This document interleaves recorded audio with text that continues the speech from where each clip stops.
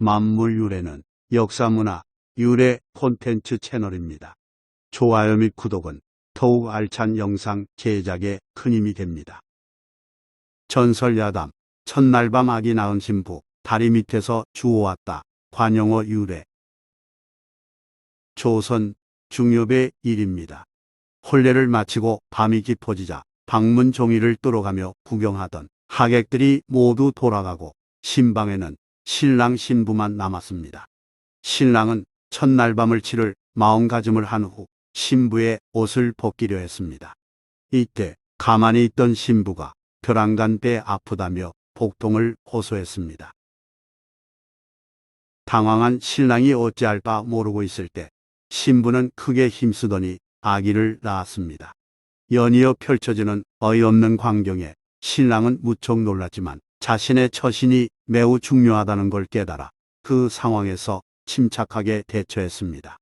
아기 낳은 사실이 알려지면 신부는 물론 처가 식구 전체가 얼굴 들고 행세할 수 없을 테니까요.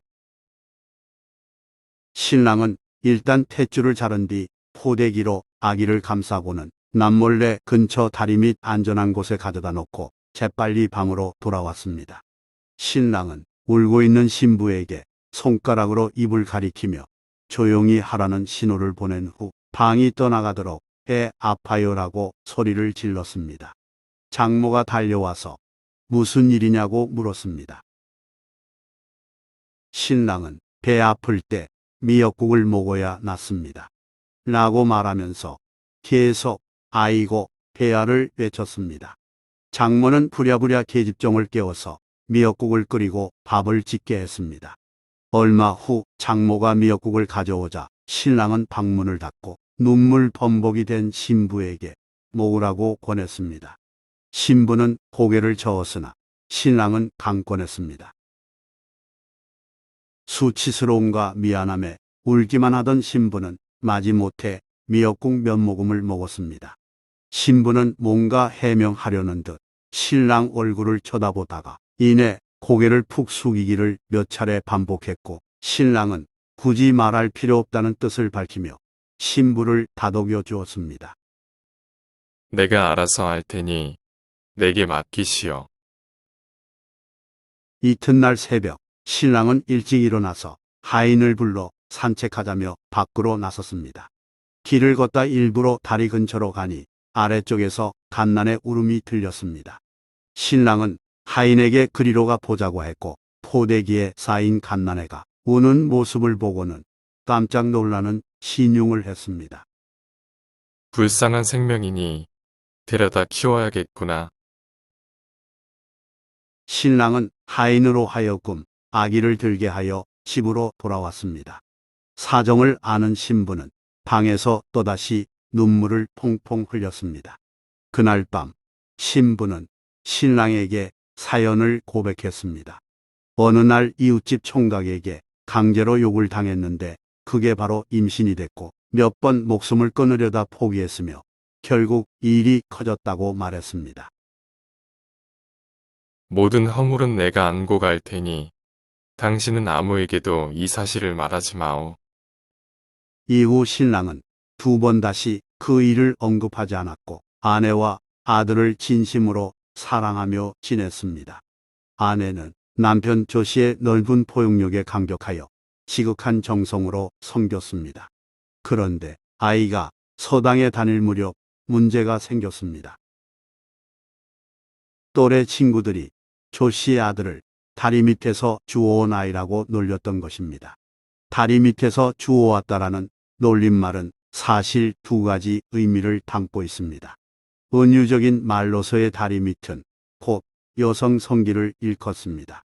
그런가 하면 시각적인 단어로서의 다리 밑은 강물이나 냇물 위를 가로지르는 다리 아래를 가리킵니다. 실제로 아기는 다리 밑으로 떨어지면서 세상에 나옵니다. 그러므로 다리 밑에서 주워왔다는 관용적인 표현은 무리 다리와 인체 다리의 동미이어를 이용해서 암시적으로 출생 비밀을 솔직하게 털어놓는 것입니다. 예전에 어린이로부터 어떻게 태어났냐라고 질문받았을 때 어른들이 이렇게 둘러댄 이유가 여기에 있습니다.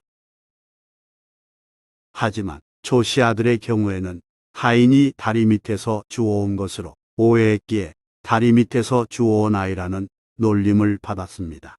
조씨 아들은 어머니에게 사실이냐고 확인했고 조씨 부인은 며칠을 고민하다가 용기 내어 그간의 사연을 말해줬습니다.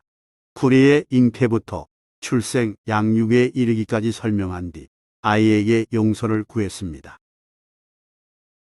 아이는 묵묵히 듣더니 다음 날 소리도 없이 자취를 감췄습니다. 부모가 백방으로 찾아봤지만 어디서도 아이를 발견하지 못했습니다. 그로부터 20여 년 세월이 흘러 조 씨가 세상을 떠났습니다. 조 씨는 아내와의 사이에 친자식이 있었지만 사라진 아들을 그리워하며 숨을 거뒀습니다. 조 씨 집안은 장례를 준비했고 예법에 따라 장기를 논의했습니다. 출상을 앞둔 전날 밤 문 밖에서 승려 한 사람이 목탁을 치며 연부를 외웠습니다. 승려는 상주를 찾아 조상하고는 금방 받아 섬에 좋은 명당이 있다며 거기에 묘를 쓰라고 적극적으로 권했습니다. 대대로 공경대부가 나올 명당입니다.